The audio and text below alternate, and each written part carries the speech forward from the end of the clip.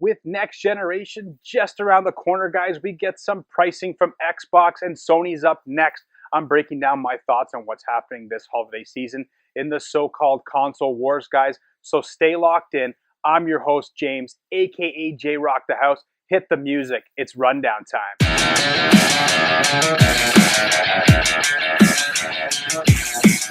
Welcome back to the rundown, everybody. James here, aka J Rock the House. It's been a while since we dropped the rundown, so let's do it big right now and chat next generation console wars, as everybody likes to call them.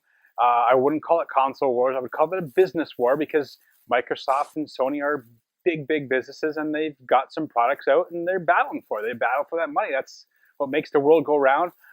Right now, the world's in the shitter with their economy because of coronavirus. So Xbox went first, and they dropped their pricing. They've got two consoles launching in November, and one is priced at $379 and one is priced at $599. Xbox, you did me wrong. I was going for the $699 price point because of the specs and everything in the Xbox Series X.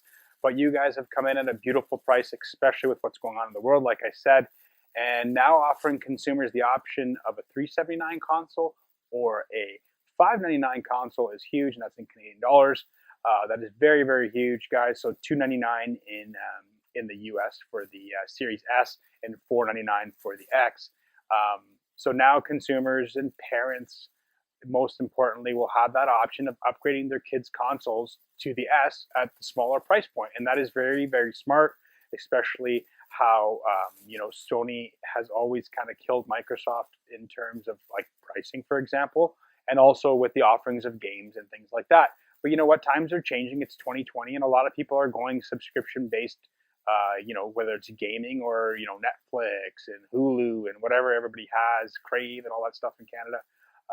So Xbox, I think you did a smart decision on two aspects. One is dropping pricing down to what it is now, so you've got your two price points. And two, they're actually offering kind of payment plans for people where you spend, I think it's like $24.99. I believe that's in US dollars a month, and you've got yourself a brand new console. You've got the Ultimate Game Pass, which comes with Xbox Live.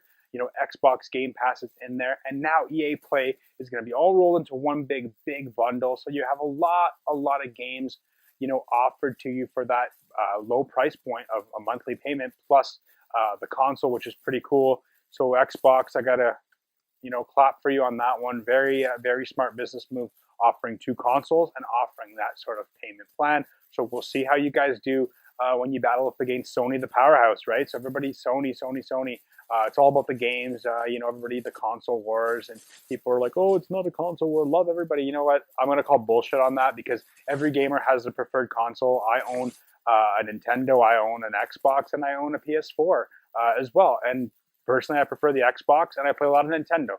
Sony, I do play. Sony to me is my single player console.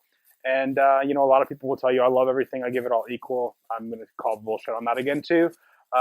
Everybody has their favorite, and they love their certain consoles. And, Sony, rightfully so, has their following, and their fans are always, we have games. Sony has yet to release their pricing. They've got their showcase coming down this Wednesday. So you're going to see a lot of their, upcoming games. I believe you're going to see some games that are coming out on the launch of the PS5. And let's see if they're actually going to drop their pricing.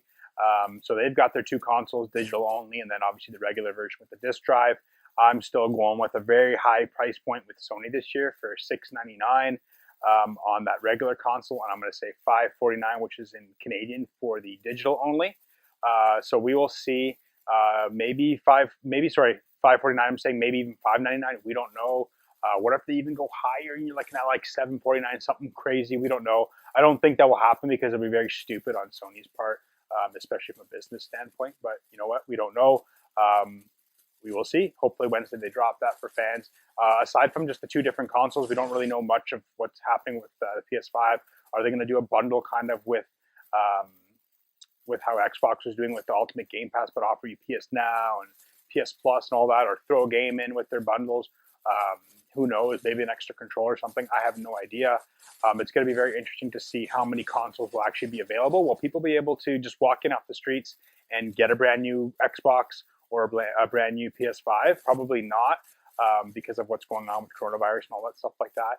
And even with what's going on with coronavirus, I'm kind of like weary on even picking up consoles right on launch, because who knows what the production was like on these consoles. I mean, everybody was working from home and things like that, so we don't know the quality of what's going into these builds of these consoles. Yeah, they're probably well done, well built, and the specs and everything is awesome, but there's still that looming kind of factor of like, did coronavirus put a damper on production? So does that mean we're going to have less consoles, things like that?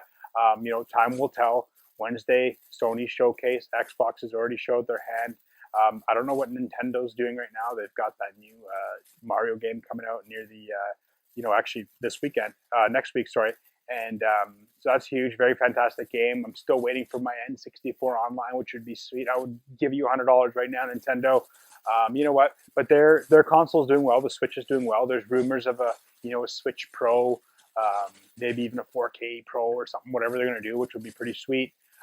But usually Nintendo is a year or so behind with releasing consoles, but they do well. The Switch is doing amazing. It's just breaking so many records and just killing it with their games, and it's a fantastic console. So this year it's definitely Xbox versus Sony, and we'll see what happens, guys. I think right now Xbox has the slight advantage because they went first. They showed the pricing, but they've got the two offerings. They've got that kind of payment plan bundle, which is huge for families and stuff like that. So we'll see what Sony does. Will Sony stick to its big guns and just say, yep, that's our pricing, $5.99, $6.99, whatever it is. You get what you get. We got the games.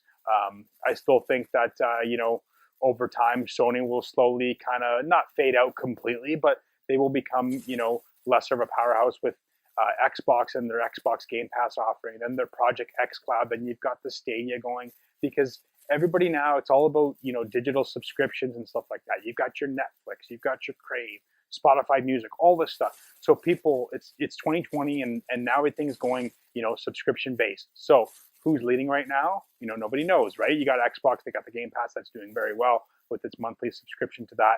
Stadia, I believe, is doing a lot better than it did when it launched. So Sony is kind of behind in that aspect. Who knows? Maybe they come up with something, shock everybody down the road. But, time will tell. November is literally 2 months away. We've got the next gen here, and it's going to be a very exciting time for gamers. I'm looking at picking up every console that comes out. I want to play games. I want to have fun.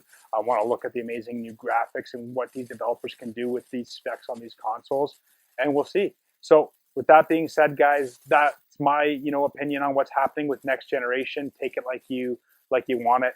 I believe Xbox may come out on top this generation because of their offerings, their little extra offerings that they're doing. But obviously, Sony has always shocked everybody, and they've brought it every time they come up with a console or games and stuff like that. And don't count Nintendo out, because Nintendo always comes out of nowhere and just hits a home run. So November, stay locked in, guys. To Next Level Gaming will be dropping tons and tons of news for you with the new consoles coming out, all the new games and everything. So any new information we get from Xbox, Sony, or Nintendo, we'll drop it all for you guys. So stay locked in. I'm James, your host. This was the rundown. Hit that like button, hit the subscribe, give the thumbs up. Take it easy, everybody.